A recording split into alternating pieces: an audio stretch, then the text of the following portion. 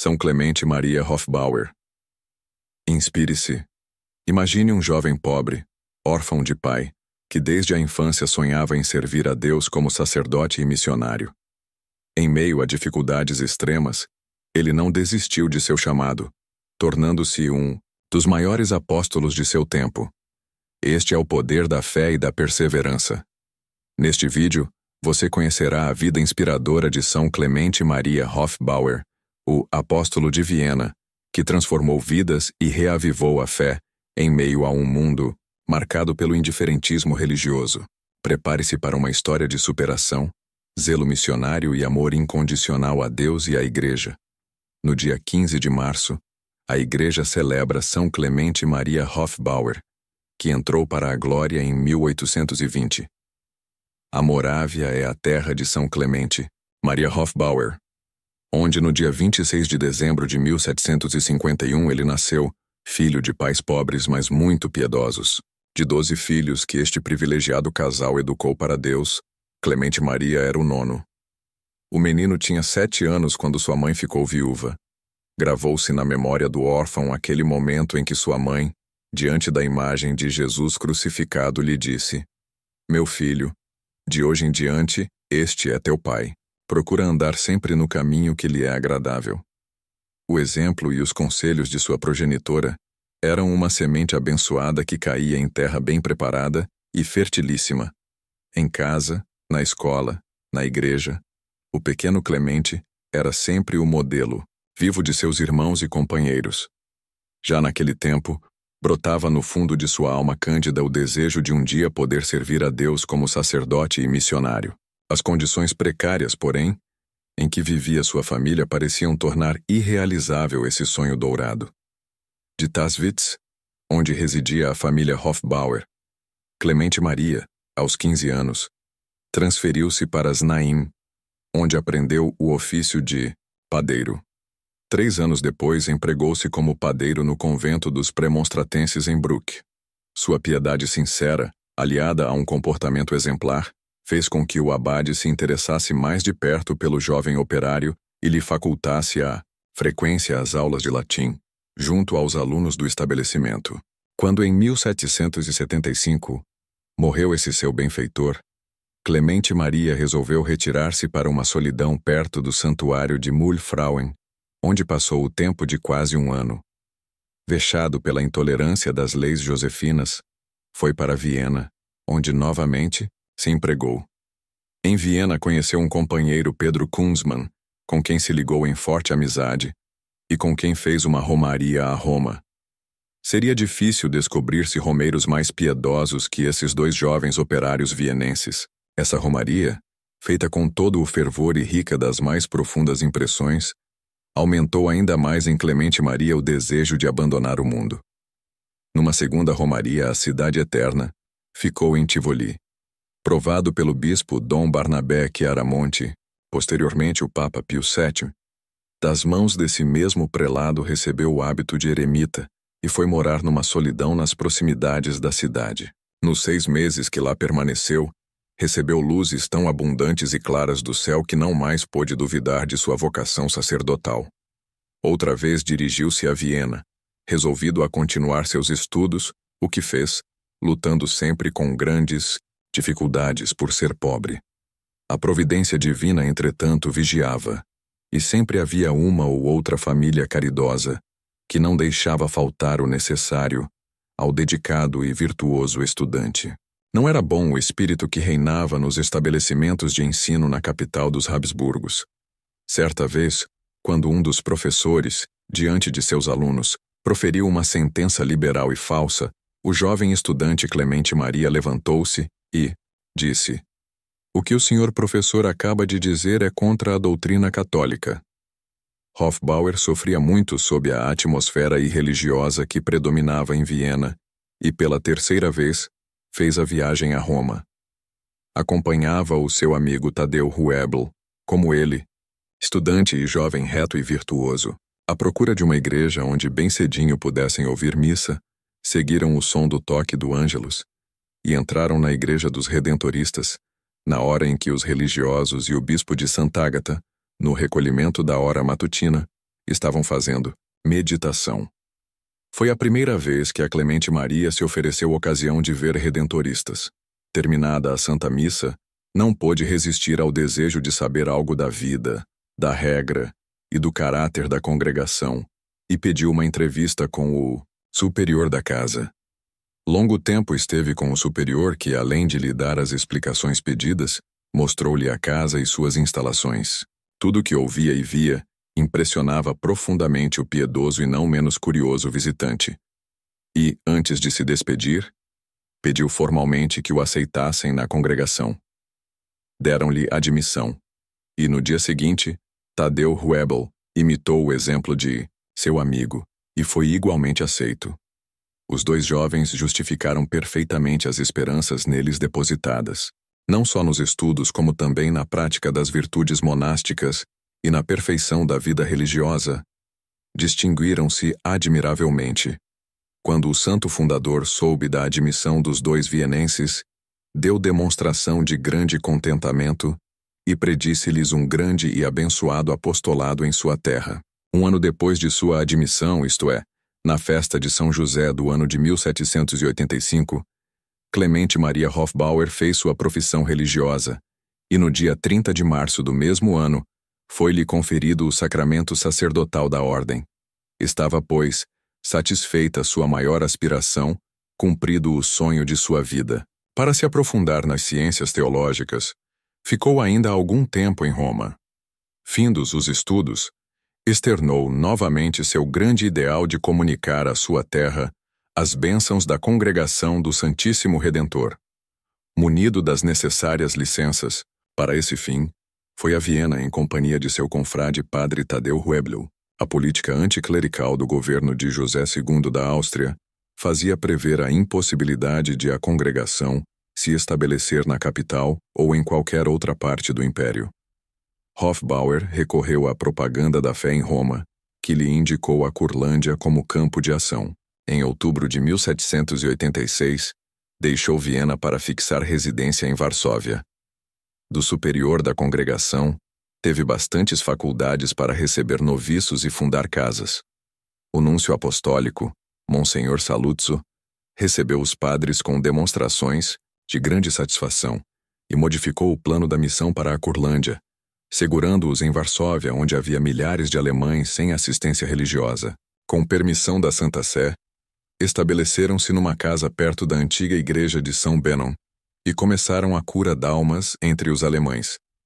A pequena comunidade foi incorporado também, como irmão, o antigo companheiro de Hofbauer em Viena, Pedro Kunzmann. Durante 20 anos, a igreja de São Benon foi o centro de uma atividade grandiosa do padre Clemente Maria e de seus companheiros. A igreja, quase em ruínas, experimentou grandes melhoramentos. A pequena casa transformou-se em largo e espaçoso convento. A afluência dos fiéis à igreja de São Benon tomou proporções inesperadas. Houve um tempo em que, além do padre Hofbauer, trabalharam em Varsóvia 25 padres redentoristas.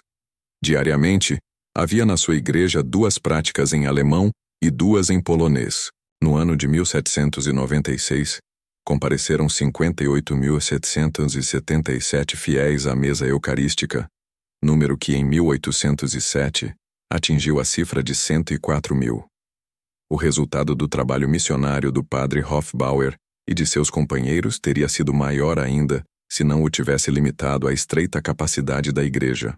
Nas paróquias vizinhas, os redentoristas desenvolveram uma atividade extraordinária, e no espaço de pouco tempo, o padre Hofbauer pôde fundar mais 3 conventos. Por mais lisonjeira que fosse a messe abundante no trabalho apostólico das missões populares e na cura d'almas, o santo homem estendia suas vistas para mais além, de uma fé inabalável na providência divina. Empreendeu obras de caridade que, na época em que foram idealizadas, podiam parecer impraticáveis.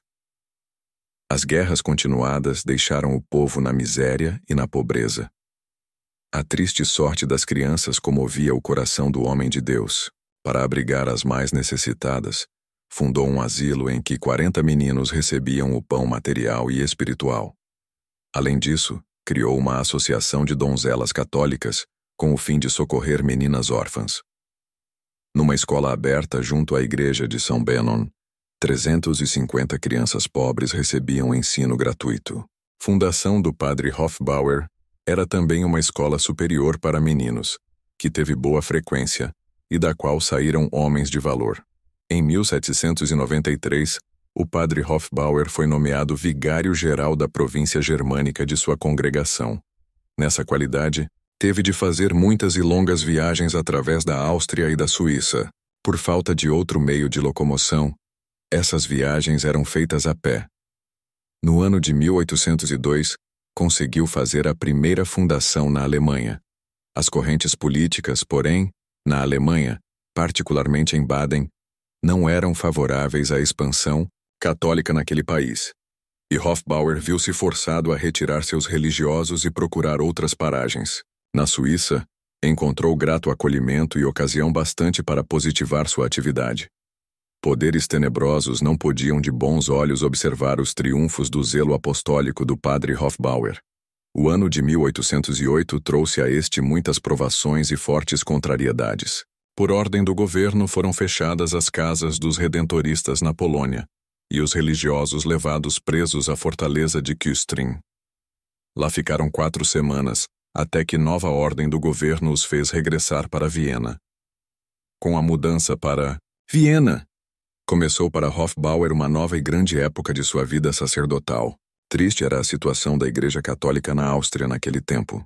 Dependente de um governo intolerante e mesquinho, tolhida também nas manifestações mais insignificantes de sua vitalidade, impossível lhe era cumprir em toda a plenitude a missão que lhe competia por direito divino e humano. As igrejas, no Minnesänger, seu abandono e péssimo estado de conservação, bem alto testemunhavam o pouco interesse que havia pela causa da religião e o grande indiferentismo religioso em que jazia a população da grande metrópole. Os católicos de verdade eram bem poucos e não se atreviam a dar expressão pública às suas convicções. Assim também Hofbauer achou prudente, nos primeiros anos, conservar-se em certa reserva, contentando-se com o pouco serviço que o reitor da igreja italiana oferecia. Ainda assim, não passou despercebido seu zelo pastoral, e o próprio arcebispo, Monsenhor Hohenwart, não se fechou ao conhecimento de se achar diante de um sacerdote de qualidades morais e ascéticas extraordinárias, e vista disso, nomeou-o confessor das religiosas ursulinas. Difícil seria descrever a atividade salutaríssima que daí em diante o padre Hofbauer exercia. A olhos vistos, o movimento católico e religioso em Viena tomou novo incremento. Obra nenhuma das que na capital se empreendia em honra de Deus, pela salvação das almas e pela exaltação da Igreja, dispensava o impulso e o conselho do santo redentorista. Sua pessoa tornou-se o centro da vida católica em Viena. No púlpito, no confessionário, na conversação, era ele sempre o apóstolo incansável de Nosso Senhor. Ao seu zelo unia-se uma amabilidade atraente, uma paciência edificante, uma caridade sem limites. Ser tudo para todos parecia ser seu ideal.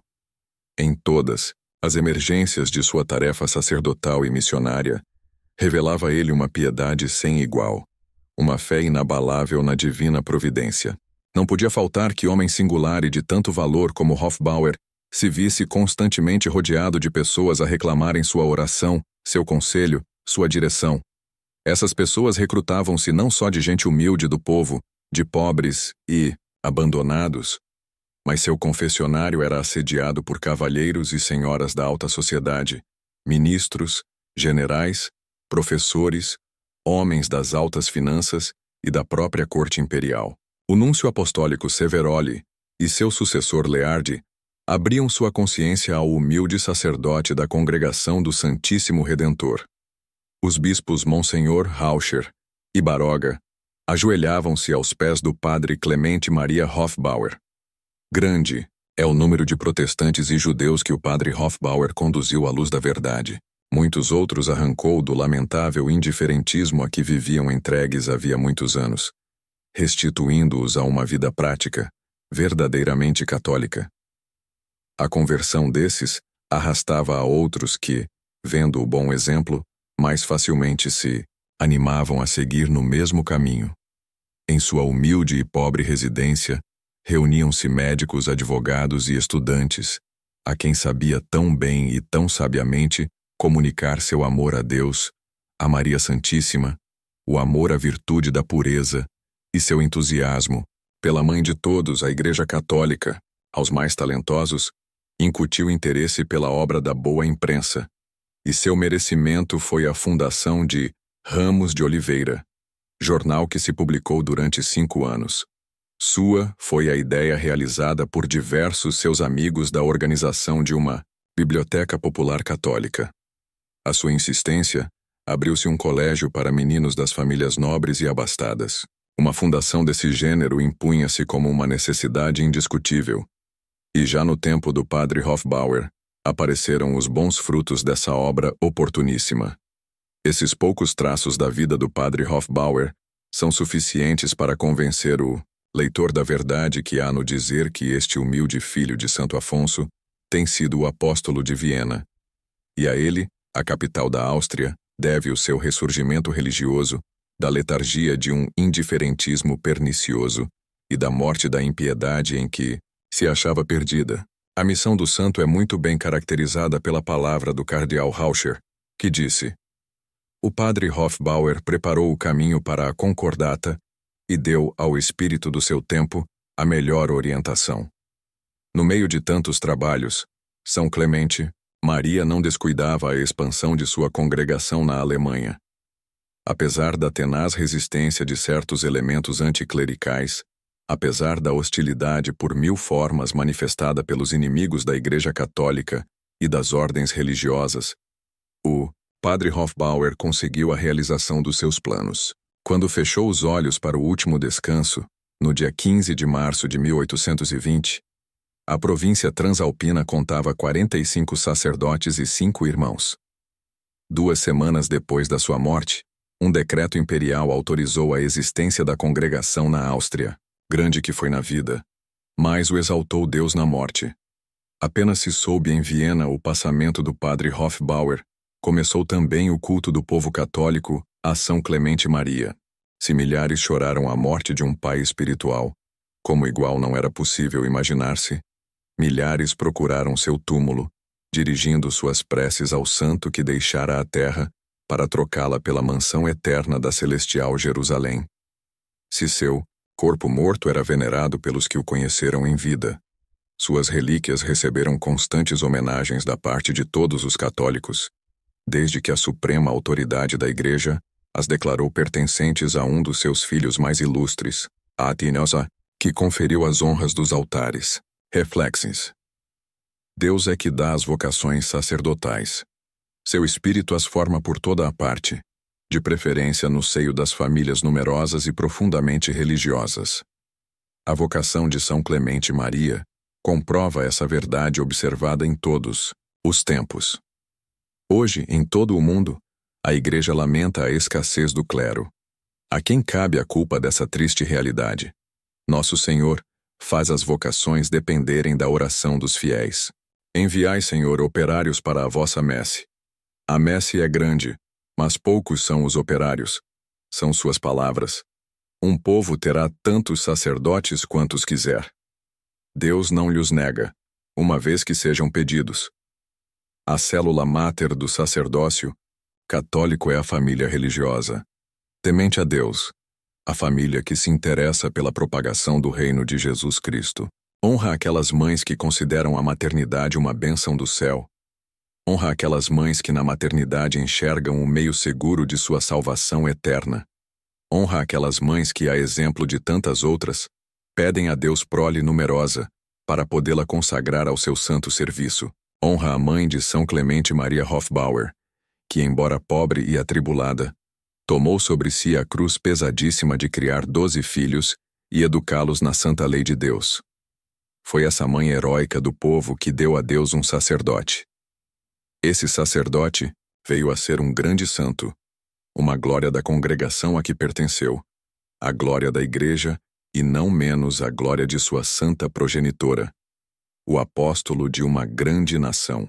A escassez de sacerdotes Que apareçam mães piedosas, mães de espírito, como o admiramos em Dona Maria Hofbauer, mãe do nosso santo, e em tantas outras, também da nossa terra, que sabiam sacrificar o egoísmo pagão dos nossos dias ao grande amor a Deus que ardia em sua alma. Que as mães, que os pais, que o povo inteiro façam crescer em si o amor a Deus e a sua santa igreja, e bem depressa desaparecerá a lastimável escassez de sacerdotes no Brasil. Santos do martirológio romano, cuja memória é celebrada hoje. Em Cesareia, o martírio de São Longino, daquele soldado romano que abriu o coração de Nosso Senhor no Calvário. Seu nome pagão era Cássio, que no batismo se mudou em Longino. Residia em Cesareia, onde no ano de 58 aproximadamente sofreu o martírio, converteu o carcereiro que junto com ele foi decapitado. Suas relíquias se acham em Mântua. É padroeiro dos ferreiros. Sua intercessão é invocada contra moléstias dos olhos. Há uma bênção especial de São Longino para fazer parar hemorragias provocadas por ferimentos. No mesmo dia, o martírio de Santo Aristóbulo, discípulo dos apóstolos. Em Salônica, a Santa Matrona, que era a empregada de uma judia, mas cristã de coração, surpreendida um dia nas suas práticas religiosas cristãs, teve que sofrer muitas humilhações e angústias. Finalmente foi morta a pauladas, 304. Em Córdoba, na Andaluzia, a Virgem Mártir, Leocrícia, 859. São Clemente Maria Hofbauer, rogai por nós. Oremos. Senhor, que destes a São Clemente Maria Hofbauer a graça de ser um incansável apóstolo do Evangelho, concedei-nos, por sua intercessão, a coragem de testemunhar a fé com o mesmo ardor e dedicação. Por Cristo, nosso Senhor. Amém. Gostou deste conteúdo? Não se esqueça de curtir, comentar e compartilhar com seus amigos e familiares. Sua interação é muito importante. E se você ainda não é inscrito, aproveite para se inscrever no canal e acompanhar mais histórias inspiradoras e conteúdos edificantes. Copie o link na descrição e envie para os seus contatos para que o conteúdo chegue ao maior número de pessoas.